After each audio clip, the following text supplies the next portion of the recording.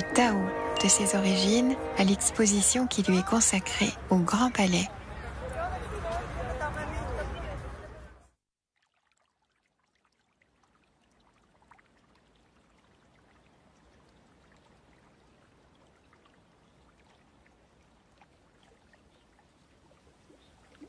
L'empereur jaune se rendit sur une montagne où vivait un vieux sage et le pria de l'initier à l'art de bien gouverner. « Maître, vous qui avez accompli le Tao, indiquez-moi comment utiliser l'essence du ciel et de la terre. »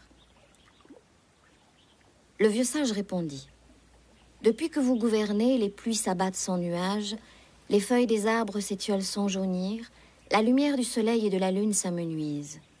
Je ne puis vous parler du Tao. » L'empereur jaune se retira dans une cabane de joncs, y vécut 3 mois dans le dénuement, puis revint interroger le vieux sage. « Maître, vous qui détenez la voix suprême, j'aimerais être initié à l'art de gouverner mon corps afin de vivre éternellement. » Le vieux sage lui dit « Sois calme, sois pur, n'accable pas ton corps, n'agite pas tes essences séminales et tu auras longue vie. Sois aveugle, sois sourd, laisse ton mental dans l'ignorance. Alors ton esprit veillera sur ton corps qui vivra éternellement. J'ai 1200 ans et ne suis pas décrépit. » L'empereur jaune s'inclina. « Maître, vous êtes le ciel même. » Le vieux sage ajouta, « Le Tao est infini. Or, les hommes croient qu'il a une limite. Le Tao est insondable. Or, les hommes croient qu'il a un fond. »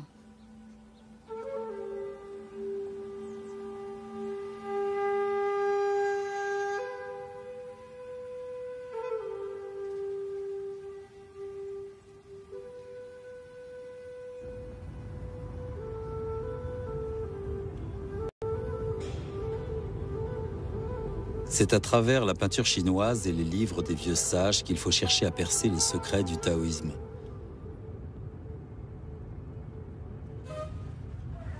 C'est en m'approchant du taoïsme que je voudrais saisir ce qui m'attire dans cet art. Le taoïsme est, dit-on, l'expression la plus ancienne de la pensée chinoise. Qu'en reste-t-il aujourd'hui en Chine ? À Pékin, les vertiges de la modernité laissent émerger de temps en temps les toits pentus d'un temple taoïste. Est-ce un musée, un vestige du passé ou l'indice d'un monde en reconstruction ?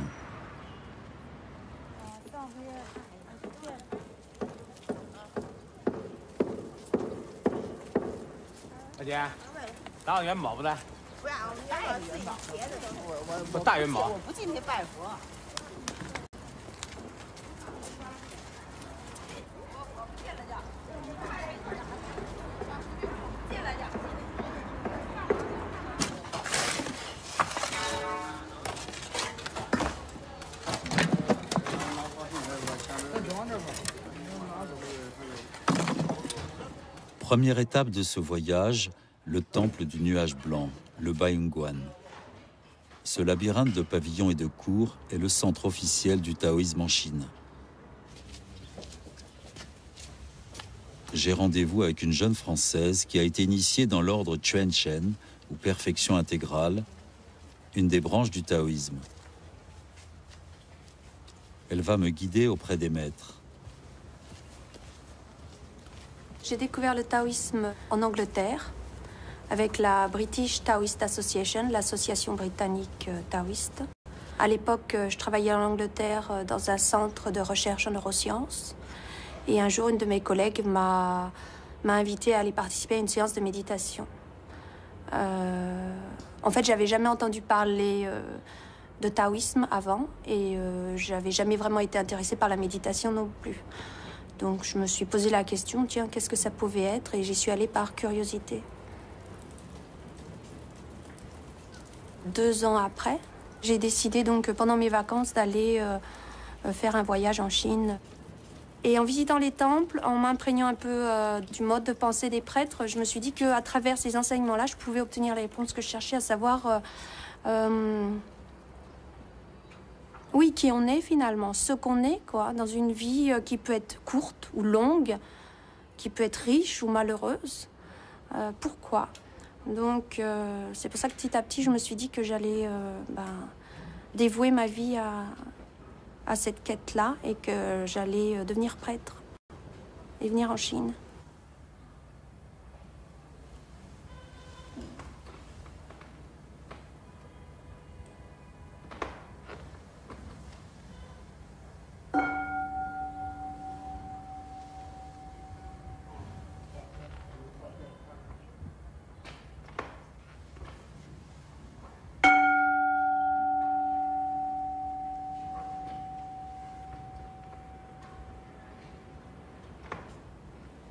L'apprentissage du taoïsme, c'est pas par la parole en fait.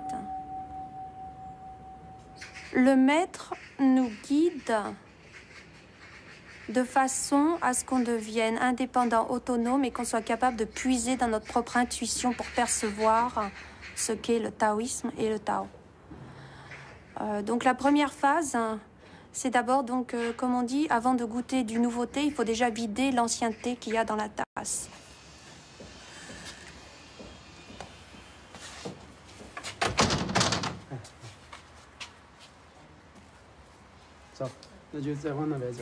Le premier maître, c'est lui qui vous donne votre nom. Donc c'est comme prendre naissance dans le taoïsme, puisqu'il vous donne un nom taoïste. Mon nom taoïste, c'est Jingxiu. C'est un peu le paysage qu'on observe lorsqu'on est en haut d'une montagne, en fait. 最重要一个人如果他要修道，对，最重要是什么？就来一句话来说，最重要的是能不能把世间的尘世上的东西放下，这是最重要的。一个执着于尘世当中的贪恋尘世的人，永远不能修道。他必须先彻底放下这一个。四季分24节气，中国有24个节气的说法有那种变化。Maître, j'ai ouï dire que vous étiez un sage et je suis venue vous voir sans me laisser rebuter par la longueur du chemin. Je m'aperçois que vous êtes loin de l'être car vous accumulez la nourriture sans y toucher. Lao Tzu resta de marbre. Le jour suivant, le disciple revint et dit « Hier, je vous ai critiqué. D'où vient que je ne ressens plus aucune animosité ?» Le vieux sage répondit « Je ne prétends plus rivaliser avec ceux qu'on nomme des sages. Si hier tu m'avais traité de bœuf, je me serais nommé bœuf. » Le disciple interrogea alors Lao Tzu sur l'art de nourrir le principe vital. Quelle arrogance! Tu es comme un cheval entravé et ne t'intéresses qu'à ce qui te paraît grand. Tu n'es donc qu'un brigand. Jingqiu m'entraîne à la bibliothèque du temple du nuage blanc. C'est dans la sagesse millénaire des anciens qu'il faut chercher les clés du taoïsme, me dit-elle. 周道长，你好。我想问一下，道教里面有哪一种经书？有没有经书吗？我们道教的经书应该说是还是非常的多的。就是说，你看我现在看的这本呢，叫《正统道藏》，也就是说，所谓的道藏呢，是一种就是道经的集成。中国的明朝中叶的时候，由皇家把天下所有的道书把它集合在一起来。那我想问一下，在道藏里面，最早的经文是哪一个？正统道藏呢，就是说它收录的比较早的，就是最早的呢，就一般来说属于这个就先秦时期的这个注子之文，就是说所谓的老子道德经。老子道德经的这个版本呢，就是说应该来说是道藏里面最早的。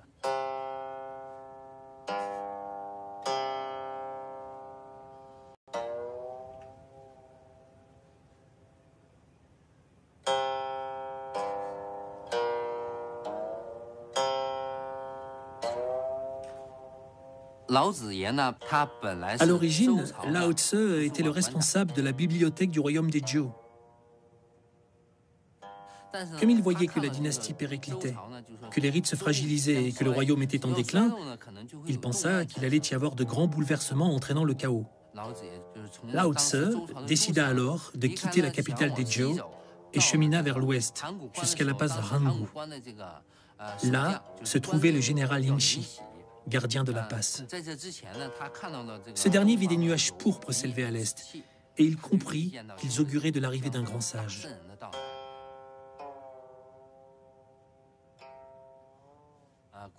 Comme le présage l'avait annoncé, Lao Tse arriva quelque temps plus tard sur le dos d'un buffle vert. Yingxi l'arrêta et lui demanda de lui expliquer le sens même du Tao.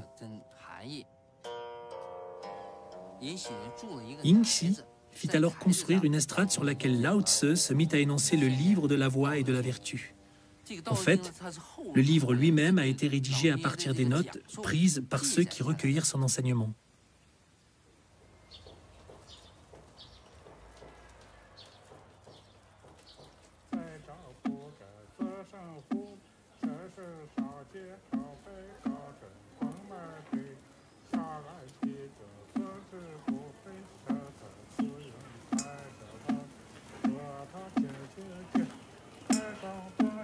À 1000 km de Pékin, dans les monts Qinling, je suis accueilli au temple de Luguantai par le chant de l'office du matin. C'est ici même que Lao Tse s'est fondu dans la montagne après avoir fait don de sa sagesse.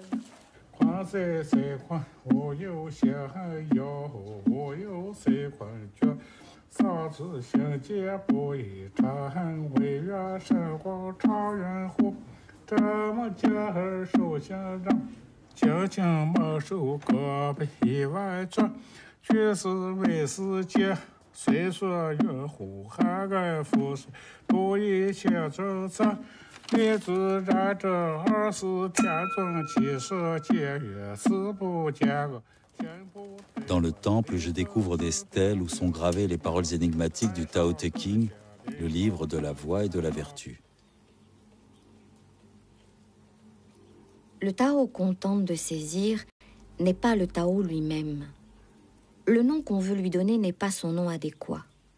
Son nom, il représente l'origine du ciel et de la terre. Avec un nom, il est la mère de toutes choses. Le Tao donne naissance à l'un, l'un engendre le deux, deux engendre trois, trois engendre les 10 000 êtres du monde. 道德经是让这个形成这个到这个理论上这个并存战略上，它那个包括这个那个面积广，看你需用在是哪一方面。道德5000言里头就是那个就是这个哲学辩理的一种子诗就是为啥人这个世界上都要创明要学《道德经》，都要用《道德经》，看你用在哪一方面，就是这样子。包括面积5000言里头面积广听，用法不一样就是这样子。《道德经》里面讲的无为，那这个无为的状态是哪一种状态？有为而无不为，是有为的事情。所以这个就是讲的，就是有为就是有形有相的，无为者讲的无形无相的那个事情就是这样。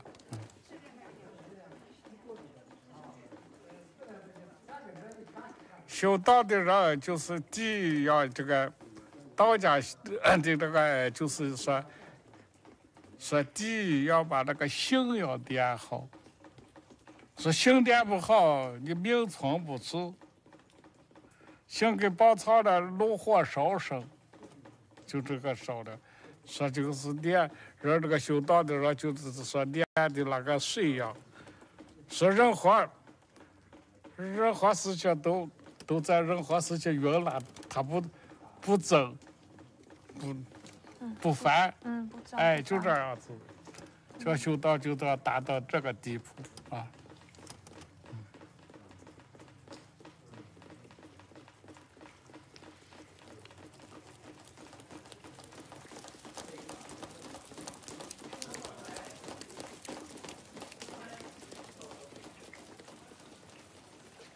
Zhuangzi et Huizi se promenaient au long de la rivière Hao. Zhuangzi s'exclama. Regarde ces poissons, comme ils sont heureux de s'ébattre librement. Huizi, tu n'es pas un poisson. Comment sais-tu qu'ils sont heureux? Zhuangzi, tu n'es pas moi. En quoi sais-tu que je ne sais pas si les poissons sont heureux? Huizi, si n'étant pas toi, je ne puis savoir ce que tu sais, n'étant pas un poisson, tu ne peux donc savoir si les poissons sont heureux. Zhuangzi, revenons à ta question initiale, comment sais-tu que les poissons sont heureux? Il a bien fallu que tu saches que je sais pour me la poser. Moi, je l'ai su parce que je me trouve là, au bord de la Hao.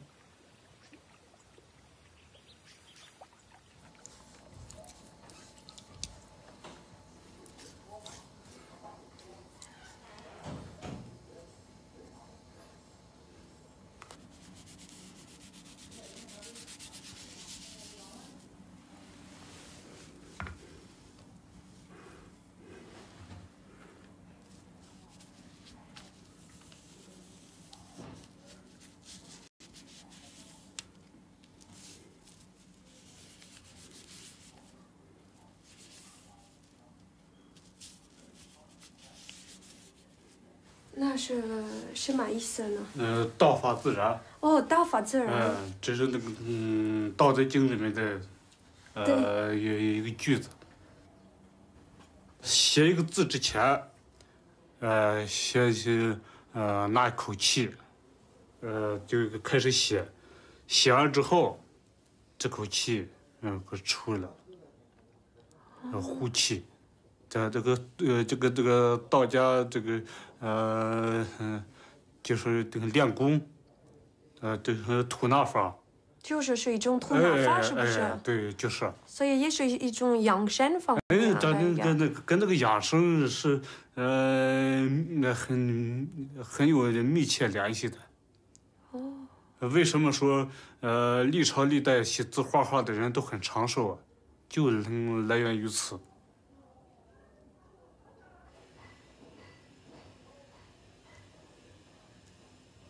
Ce calligraphe me fait comprendre que la pratique artistique fait partie de la culture taoïste, au même titre que les exercices respiratoires.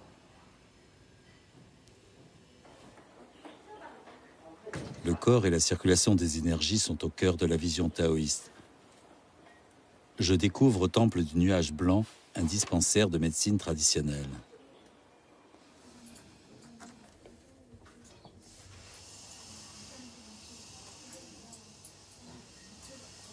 他平时胃好吗？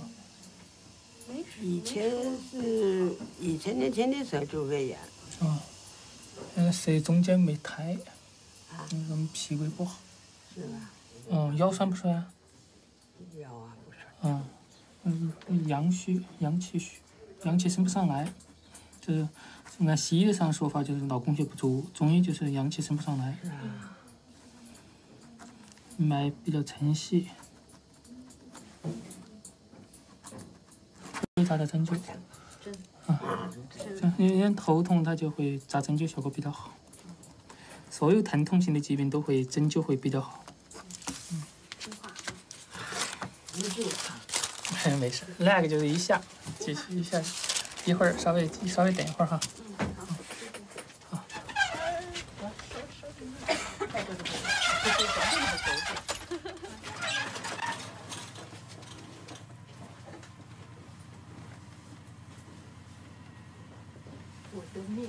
心脏病一直扎针灸扎的肩膀呢？扎过。我06年6月5号住院的，从那以后的时候。这个北影馆诊所呢开了有将近4、5年了啊，因为道教呢它本身就说让它10道9医嘛，是吧？就是10个道士的9个就会医，因为这个养生的话，你肯定必须要懂医才可以。所以还有一个呢，就是道教它历来本身就是以医来传教，以医弘教，所以说那个道教和这个中医啊，它是非常联系的非常紧密。比如说呢，道教中医它都是以这个阴阳五行为基础，所以说他们的理论都是一样的。修炼你不懂经络，不懂得气血的运行，你怎么修炼呢？不懂得营养，人体都一点都气血的运行，人体都一点都不了解，你怎么去修炼呢？那是肯定显然是不行的。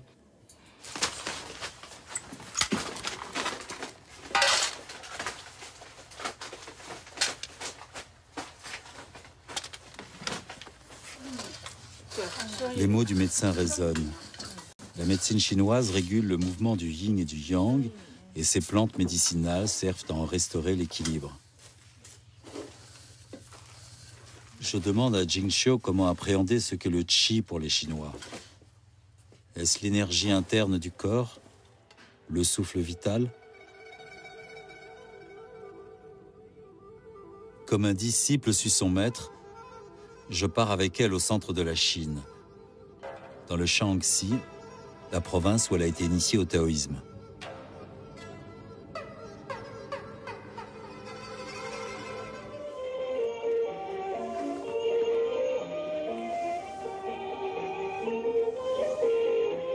Au pied du pic de l'Ouest, l'une des 5 montagnes sacrées, j'observe au petit matin les pratiquants du Tai Chi Chuan. Cet art de combat à main nue a été inventé par les moines taoïstes en observant la lutte d'un serpent et d'une pie effrayée, me dit Jingxiu.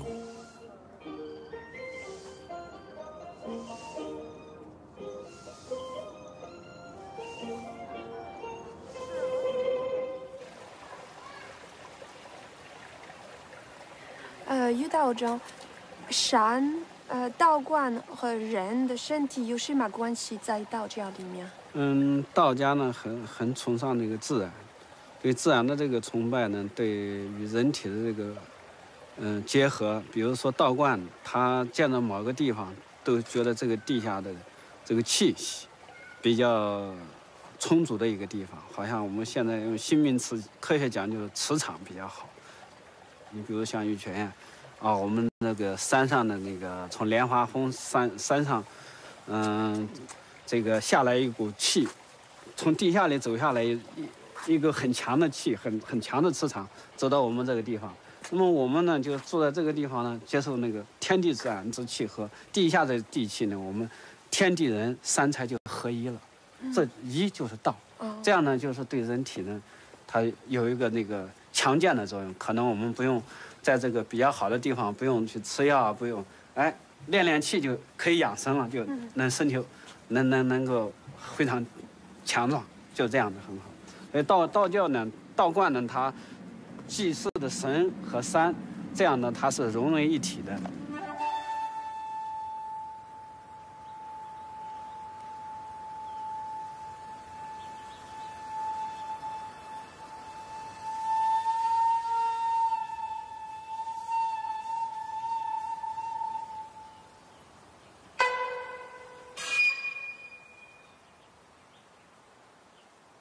这些山对道教的影响，是因为中国的这个天人合一的这个思想和对神明的这个敬奉。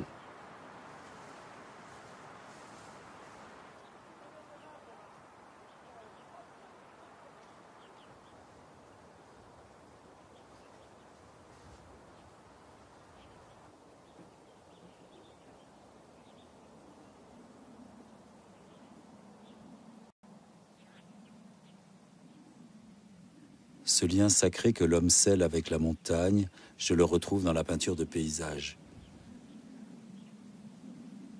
Ce qui m'émeut dans ses œuvres, c'est cette fusion de l'homme avec la nature qui exprime ce qui reste de beauté, de calme et d'harmonie dans l'univers.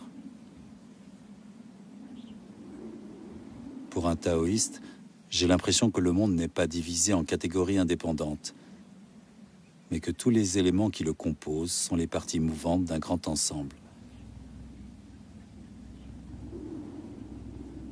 N'est-ce pas ce qu'exprime l'entrelac mystérieux du yin et du yang? Regarde ce diagramme. C'est Chen Tuan qui l'a créé dans les temps anciens. On l'appelle la carte du Taiji. Elle représente l'univers. Elle est constituée de 3 lignes qui forment des hélices. Il suffit de suivre le mouvement de ces 3 hélices pour comprendre l'origine de toute matière dans l'univers. Tout l'univers provient de ces 3 hélices. Il y a la ligne yin et la ligne yang. Et encore, la ligne yin-yang qui constitue ensemble l'origine de la matière. Tu comprends, n'est-ce pas? Le temps s'est formé ainsi. Le temps en mouvement a ensuite produit la matière. Le yin et le yang sont de la matière et c'est au moment de leur différenciation que s'est créé le monde. Pour illustrer cette idée, regardez le schéma de ce cube avec ses éléments reliés entre eux. À chaque angle est représenté un cercle afin de pouvoir y ajouter des signes à l'intérieur. Vous voyez tous, c'est un cube, n'est-ce pas? Donc voilà, 4 cercles à l'avant, 4 à l'arrière, 4 à gauche, 4 à droite. C'est un savoir des temps anciens. Autrefois, on posait tout en termes de contraires. Un trait en ligne continue et 2 petits traits. Le premier représente le yang. Ce tableau n'est pas bien, mais ce n'est pas grave. Et le second représente le yin. Alors, comment est représenté l'espace? Selon l'école taoïste, on le représente ainsi. On différencie le haut et le bas. Les 4 angles du haut sont yang. Il faut les dessiner, ici. Et puis en bas, les 4 du bas, on les trace comme ça. Pour bien les ajuster. Autrefois, la gauche était considérée comme yang. Vous ajoutez ces 4 lignes yang.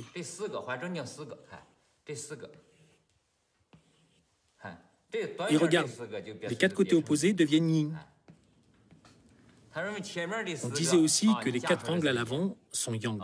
Et c'est bon. Il y a l'avant, puis l'arrière. Regardez tous, on a là le tableau des 8 trigrammes chinois. Dans les temps anciens, on l'appelait l'union des 6 points cardinaux. Si vous mettez en correspondance haut, bas, gauche, droite, avant, arrière, vous faites apparaître les 8 trigrammes. Les 8 trigrammes figurent l'espace. Quelle est l'origine de l'espace dans lequel nous vivons? C'est ça. Regardez, en quelque sorte, l'espace a une forme graphique. Qu'est-ce que c'est?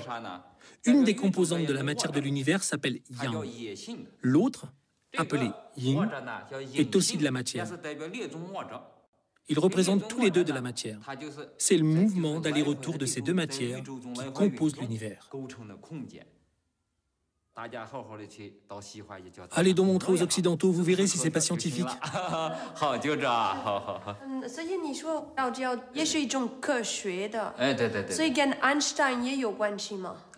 Qui ça? Einstein. How do you say Einstein? Je ne connais pas. Ah oui, je ne connais que ces 2 théories de la relativité restreinte et de la relativité générale. Sa théorie, c'est justement ce que je viens de vous expliquer. C'est la théorie des 8 trigrammes.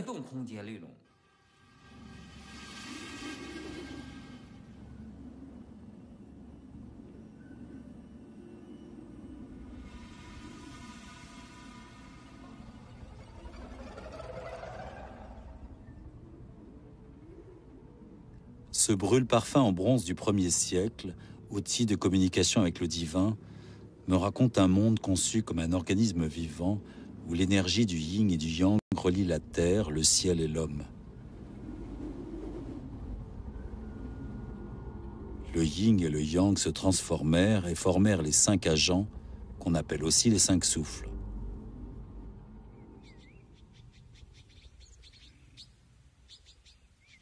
那么从外的那个空间讲呢，那个金木水火土的这个5行属性，然后和那个我们这个有形的大的这个金木水火土，就是刚才讲的那个5岳，东岳、西岳、南岳、北岳和中岳。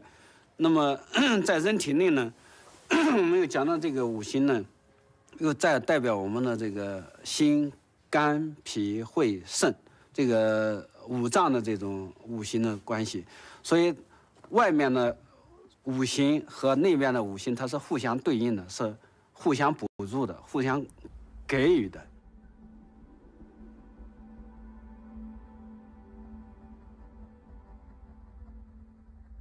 从哪里来到哪里去，我们还回归到我们，就是我们的回归了，就是人生的一个彼岸，到了一个彼岸，回归到我们原来的这个始点，不是终点，要始点，开始那一点上。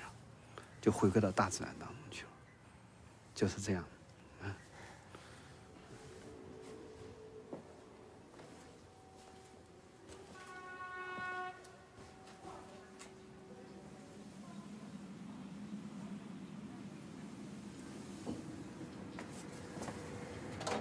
经我出去，我出去。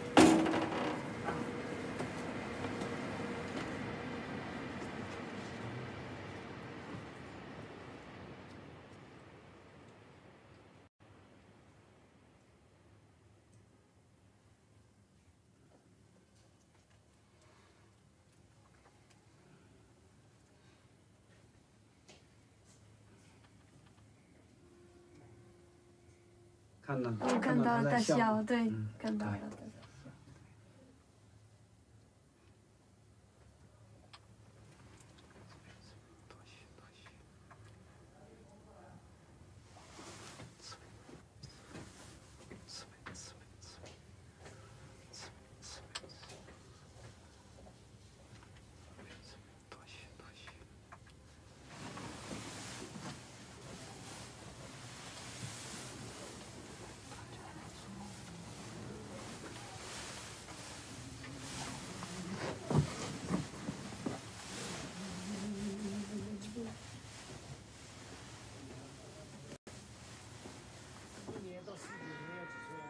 Ce sage que le moine et Jingqiu ont vu sourire à la caméra, c'est Chen Tuan, un ermite du IXe siècle parvenu à l'immortalité.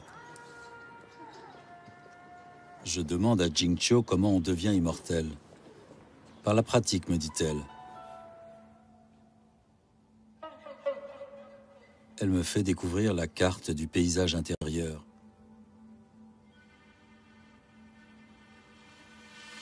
Les maîtres taoïstes s'en servent pour enseigner à leurs disciples la méditation, l'alchimie intérieure. Cette géographie sacrée est le chemin à parcourir dans son corps pour devenir immortel.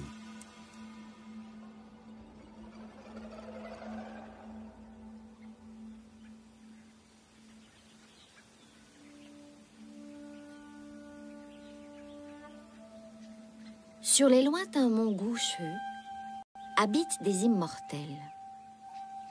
Leur peau est fraîche comme de la neige givrée et ils sont délicats comme des vierges. Ils ne mangent pas de céréales, mais aspirent le vent et boivent la rosée. Ils montent sur les nuages et chevauchent les dragons volants pour aller s'ébattre au-delà des 4 océans. Par leur méditation, ils peuvent expulser les pestilences et faire mûrir les récoltes.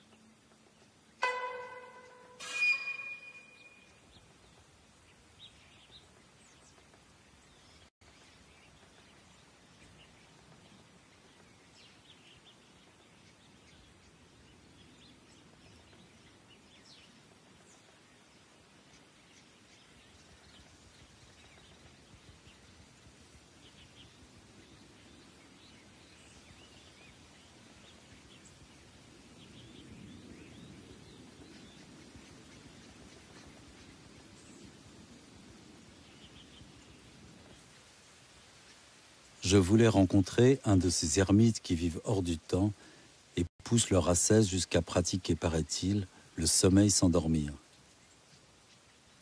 Il faut marcher 3 heures dans la montagne, me dit Jingqiu.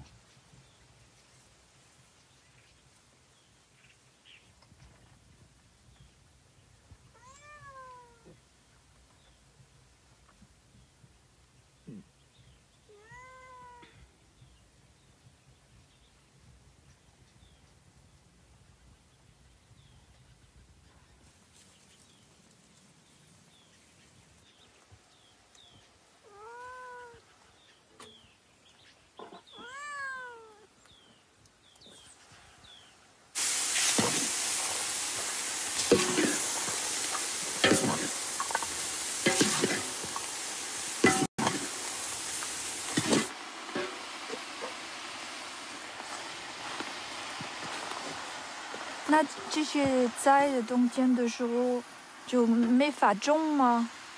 这是不是？就不种那就不种了。对，不种了。我那有些青菜就盖出来，雪一化就露出来，能吃。还能吃吗？能吃。能吃。不多呀。不多啊。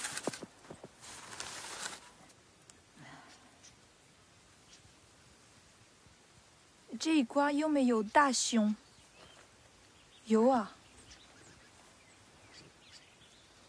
这么大，是吗？弄不清有几个，有多少还弄不清，是不是？咱那边老是捡的，不知道是不是1个嘛，2个还是几个，弄不清。他们来近不近？很近吗？不太近。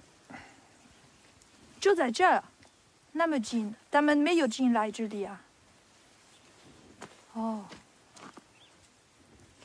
这基本上是他们的领地，人成客人。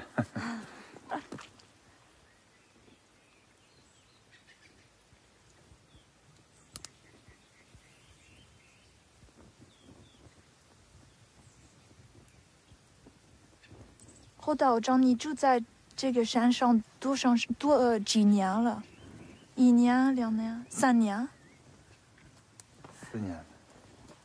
哦，4年了，已经4年了，好不容易呀。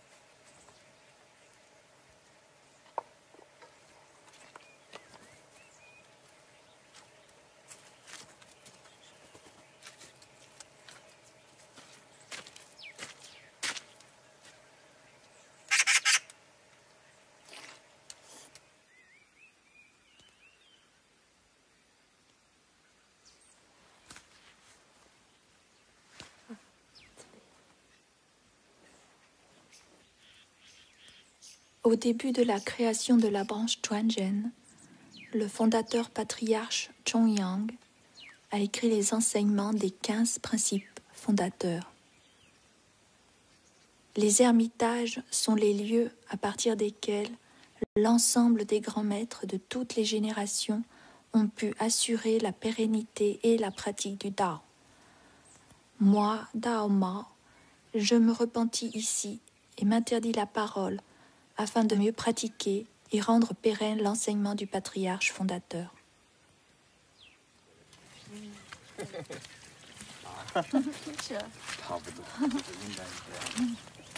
不用送我们吧，你好好休息吧。行，把这地慢慢收拾一下，整平了。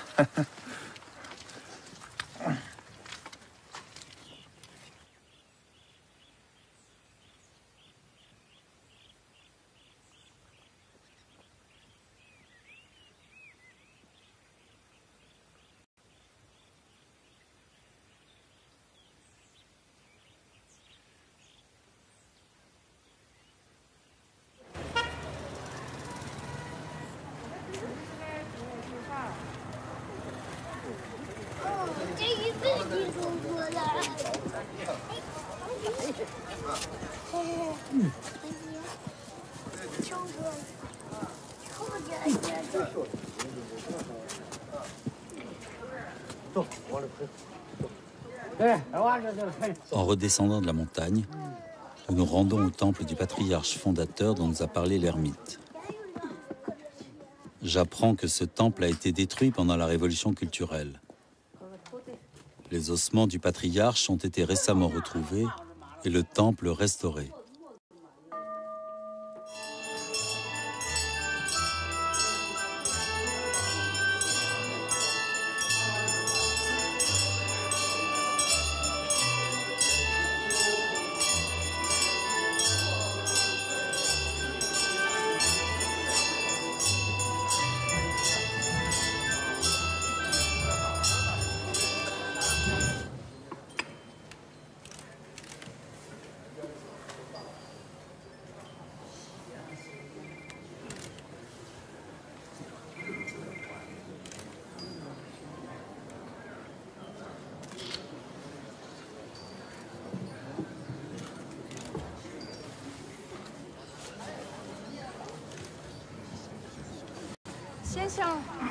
我想问你一下，这些灵骨是你找到的？啊，就保护灵物的，找某种老人，你做他的，这把灵骨保护下来，这是他的，这文革写的，是吗？这是他老伴儿。哦，那你那个时候你多大嘛？你什么时候找到的？30多岁，那这40岁，那这些灵骨是本来在哪里？那在哪里找到的？就在这地方，就在那个英雄寺。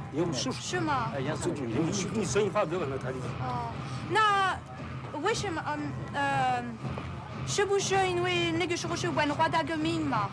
对，所以他才冒着风险自己私藏的。哎，别红卫兵不知道这个抛洒了以后，他偷偷的掩埋着或者隐藏的。是吗？是的。哦，那很厉害。然后这些灵骨放在哪里啊？他将当时就放在英雄寺那个宝根底下。宝根底下，还有一块给咱一个道人给取回来，2块。好。 En Chine, on peut détruire des temples millénaires, mais la sagesse populaire fait qu'on n'arrache pas un vieil arbre. Ce ginkgo, emblème de longévité et de résistance, est pour moi le symbole de cette religion enracinée dans l'âme chinoise que le régime n'a pu étouffer.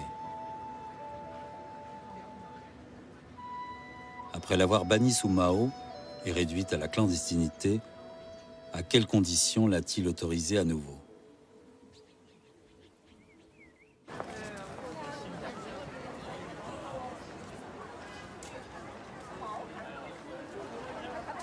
À 800 km de là, je m'immerge dans le versant officiel du taoïsme. La responsable du temple principal de la ville de Wuhan va être intronisée Fanzhang, une très haute distinction spirituelle.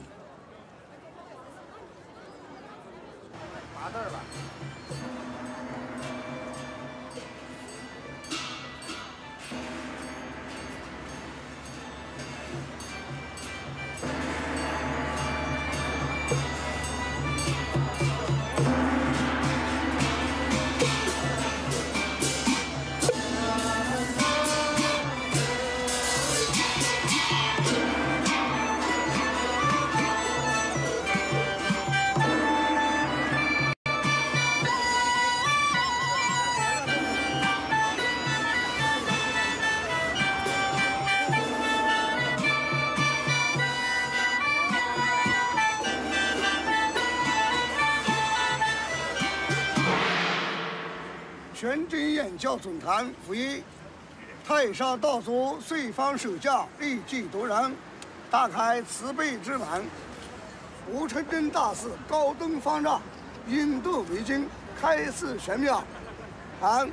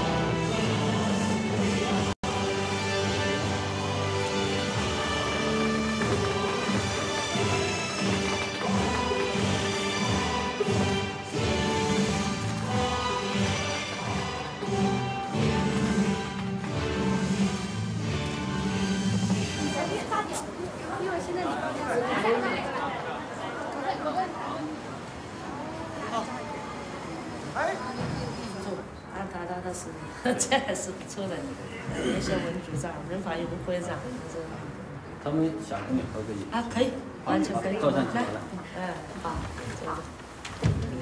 好。道教呢，它是有的说，这个他是用我的生命去炼精化气、炼气化神、炼神还虚、虚如火道。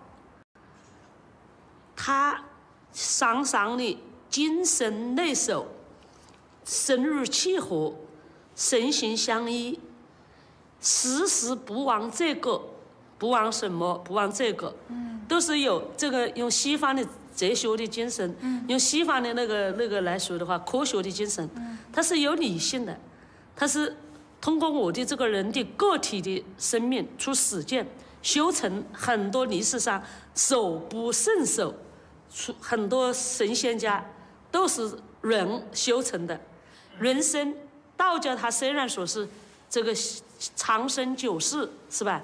它长生不是说你肉体你能活1200岁，那也有我们的那个彭州有活几百年，但是道教说《道德经》里面说死而不亡者寿，要多跟人的文化、文明、社会的公益多做有益于社会的事情。他们呢想了解一下明天的活动，是有什么意义还是什么意思？明天早上7点30分，按中国的那个，明天是黄道吉儿、甲子儿，是很好的黄道吉儿。这个7点半、7点30分，王母殿开光。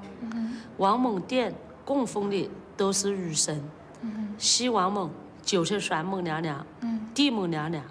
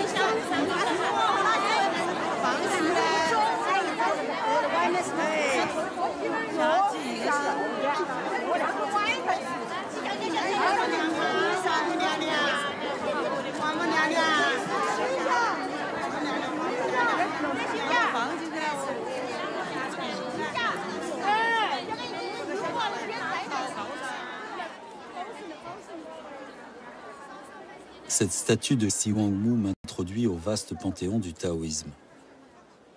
La légende a fait de cette déesse, adulée et puissante, la figure tutélaire de ceux qui cherchent à s'approcher du Tao et à s'ouvrir la voie de l'immortalité.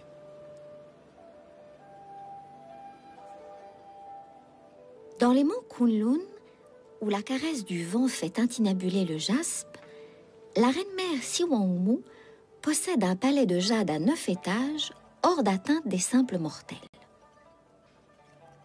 Sur l'une des terrasses de jade, la dame avait fait dresser une desserte pour régaler les 8 immortels. Poire de longévité, jujube d'immortalité, élixir de jade, les produits les plus précieux de son jardin côtoyaient les denrées les plus rares. Puis, des serviteurs arrivèrent les bras chargés de pêches d'immortalité qui viennent à maturité tous les 3000 ans. La dame en offrit 2 à chacun de ses hôtes, et ces filles, toutes plus belles les unes que les autres, leur versèrent de grandes coupes de vin.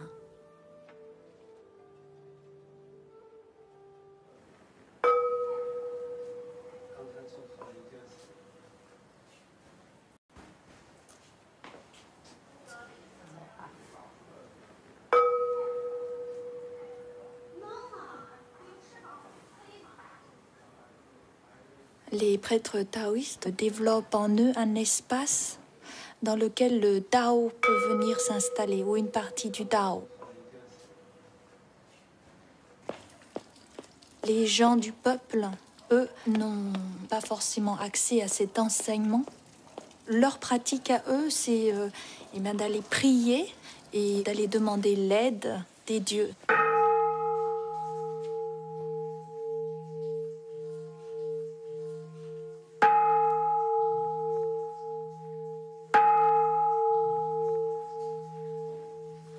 Lorsqu'ils ont un message à adresser aux dieux, ils vont aller trouver les prêtres pour que les prêtres les aident à transmettre ce message.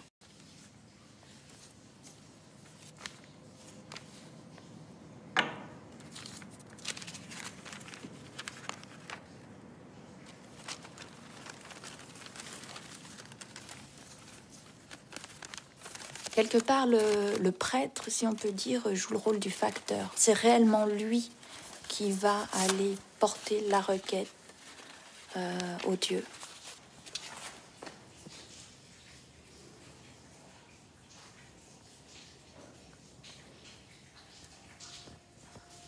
Chaque personne peut développer en fait une relation très personnelle avec un dieu ou un immortel particulier. C'est une relation qui fait appel à des sentiments.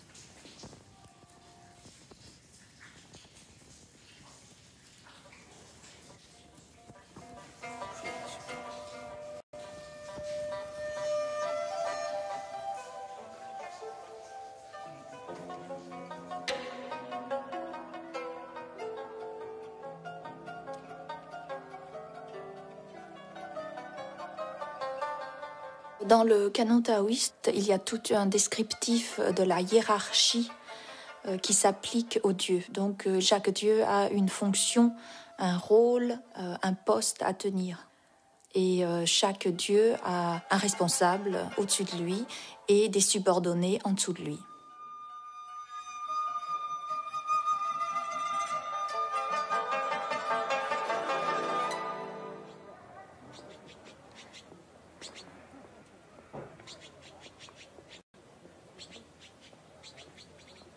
Ces dieux fonctionnaires, dont la hiérarchie est calquée sur les arcanes du pouvoir impérial, me parlent d'autre chose. De ces liens complexes entre le taoïsme des prêtres et la religion populaire qui semble avoir amalgamé beaucoup de croyances et de légendes.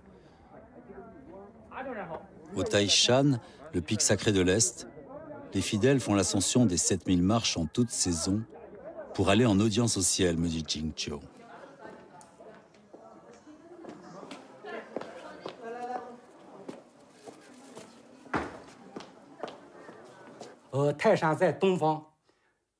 Le pic du Taishan est à l'est et représente le printemps dans l'origine des 10 000 êtres. Dans le Yiking, il est dit que l'empereur apparaît à l'est. Dans le passé, chaque nouvel empereur venait jusqu'ici informer le ciel et la terre de l'avènement de son règne, en leur faisant part de ses mérites et en leur offrant des sacrifices. Ainsi, la légende veut que le dieu du pic de l'Est ait été nommé roi des enfers par le dieu d'en haut, afin de régir le destin des hommes, de contrôler le monde des enfers et de communiquer avec les immortels dans le ciel. C'est pourquoi le pic du Taishan est désigné comme la première des montagnes sacrées.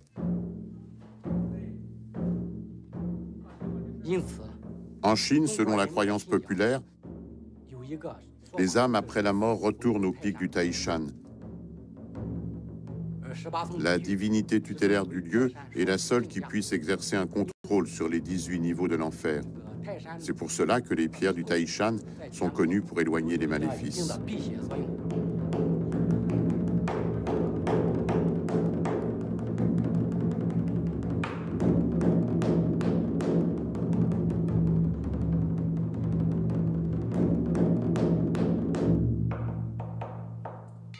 La particularité de la foi des Chinois, en plus de la vénération du ciel et de la terre, c'est qu'ils n'ont pas un dieu principal.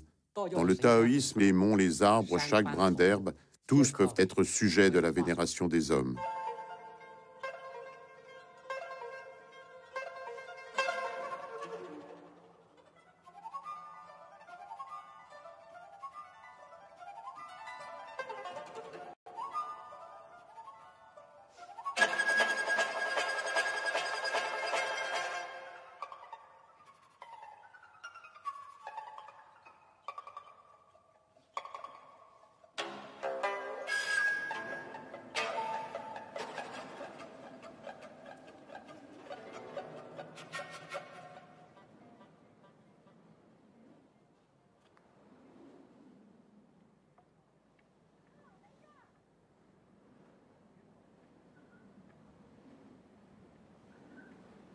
Cette vénération de l'univers, quoi d'autre que la peinture de paysage l'exprime parfaitement.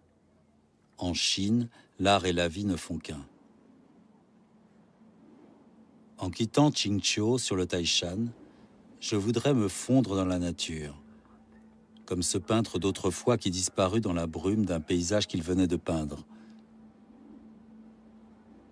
Je repense à Shetao, le moine citrouille amer, ce peintre de la fin du XVIIe siècle dont l'œuvre et les écrits m'ont fait découvrir la peinture chinoise.